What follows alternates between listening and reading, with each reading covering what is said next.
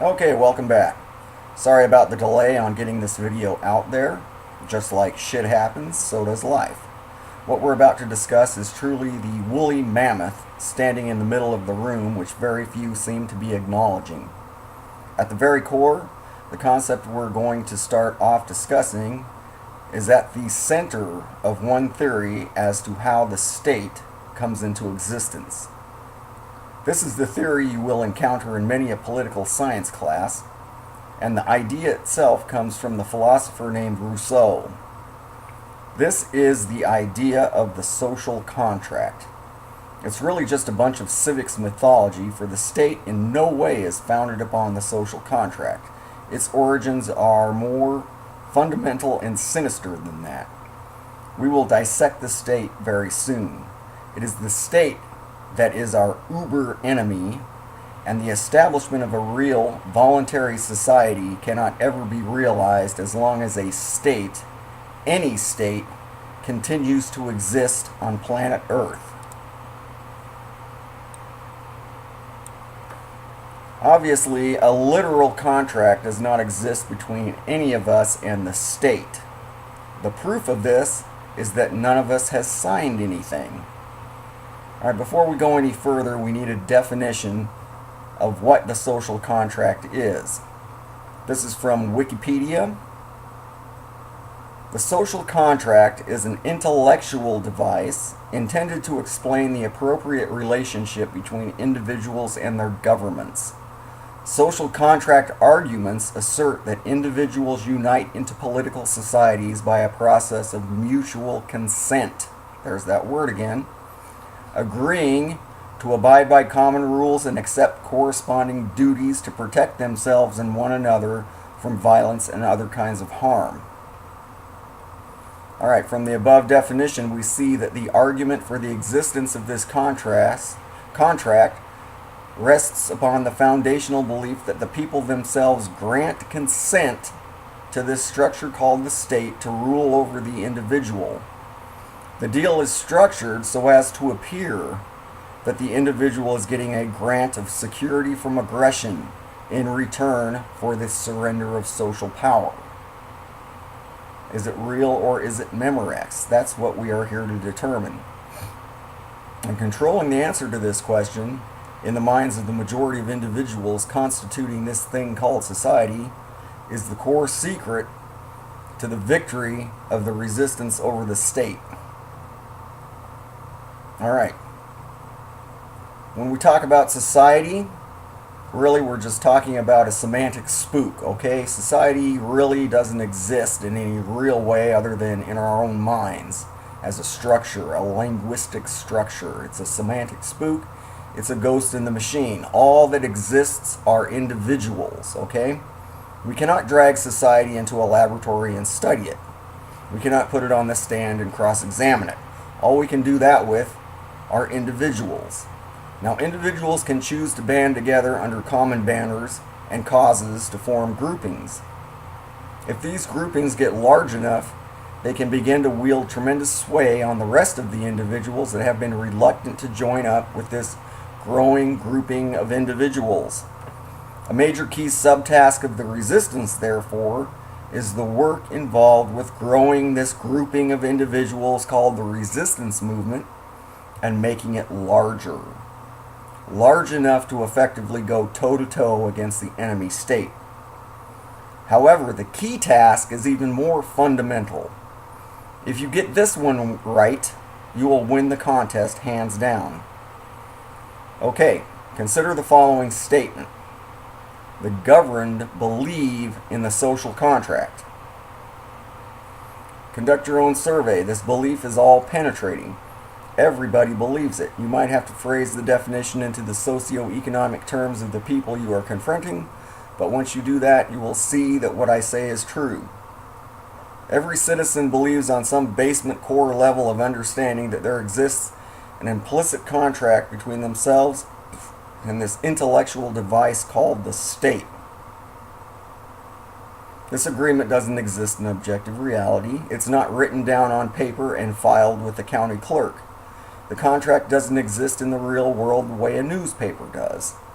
It only exists in people's heads. It only exists as an idea which people believe in. And the power of an idea lies solely in the power of people's belief that this idea is valid and congruent, and more importantly, real. As real as this table in your kitchen is real. Now, what happens when you take away the belief underlying a human intellectual device? Okay. We hold these truths to be self-evident, that all men are created equal, that they are endowed by their Creator with certain unalienable rights, that among these are life, liberty, and the pursuit of happiness, that to secure these rights, governments are instituted among men, deriving their just powers from the consent of the governed. Okay, that is the Declaration of Independence, rendering its verdict on the question of the social contract. Obviously, our founders believed in it. Now consider this. Victory is achieved when the populace consents to the government's legitimacy and stops actively and passively supporting the insurgency. This statement comes from the U.S. Army's current doctrine on conducting counterinsurgency operations. So our military leaders believe it too.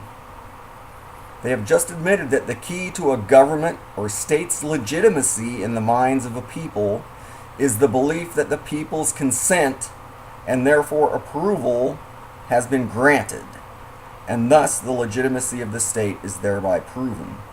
So the key is consent. That's right, the state needs your consent in order to exist. This is the most fundamental seeding that must take place between individuals and a state. That consent to be ruled must be granted, or there is no legitimacy in the minds and the eyes of the individuals being ruled. So, to reverse engineer this insight into a weapon for dismantling a state, the most important task of the resistance movement is in persuading a supermajority of individuals in society to withdraw their consent to be ruled by the enemy state. If you succeed in this task, you will win the debate and the conflict. No state can survive the withdrawal of the people's consent to be governed. This key is very, very simple, okay? It really is as easy as that. Just withdraw your consent. Every individual must make that steadfast decision today, and it can be over tomorrow. Withdraw your consent to let these cannibals violate you in any way. They can't fight all of us. The supermajority will always outnumber them. This alone seems the supreme key to victory. So it seems to me that success in this arena hinges solely upon creating effective communications which persuade the population to renounce the legitimacy of the state. We've seen in the Middle East last year that when the vast majority is in the streets screaming that the existing state is no more and that they are adamant about no longer obeying that state, that regime quickly crumbles. By applying this insight alone, the entire conflict can be wrapped up without the need to prosecute a ground war. Do you understand what I just said? If the resistance can persuade the majority of citizens to renounce their consent to be ruled by the federal Leviathan tomorrow, it's game over.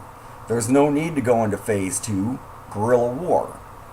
We pole vault immediately from Phase 1 directly to Phase 3. At that point, the state and the New World Order are finished. So stick a fork in these fuckers because they're done. Alright. This is a key concept. And now that we intellectually can recognize the power in this concept, our task is to turn this idea into workable TTPs, or tactics, techniques, and procedures, which groups can use to effectively win the hearts and minds of the people, wake them up to the fact that their consent is the key to dismantling the tyranny, and thus taking the cause of liberty and resistance forward to a 100% victory I feel that pursuing this paradigm will yield the biggest bang for our buck. We have the what in the question solved. Now we need to know the how. It's going to take better people than me to make that hurdle. So I'm throwing it out there to the larger community. YouTube is full of incredibly creative and knowledgeable individuals that know how to make a video message that goes viral. My humble little channel is pushing 2,000 views right now. It's better than nothing, but it's completely insignificant in the larger picture. This insight needs millions of views, even billions of views. And like I just said, the what in this question needs to be turned into a manual of hows, like rules for radicals. How do you light the fire of liberty in the bellies of millions of football-worshipping, American Idol-obsessed zombies? This is the dialogue that needs to start immediately, for time is in very short supply right now. Lady Liberty is about to be removed from the face of the earth, and with her, most of humanity. We have a window of opportunity here that seems to be closing very, very quickly. So let's get cracking on this and let's start talking. You know where to find me, out here.